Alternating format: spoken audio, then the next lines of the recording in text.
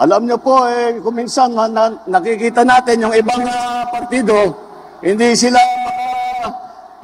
nagugulat sila, natatakot yata sila sa inyo. Dahil pagka nakita ang line-up ng alyansa, kung ano-ano na sinasabi, narinig lang natin ng isang araw. Wala daw pag-asa, siguro, kanina wala silang pag-asa, kaya papatay na lang sila ng 15 na senador. Ay, talaga, sabagay, mahirap naman yung ibang tao.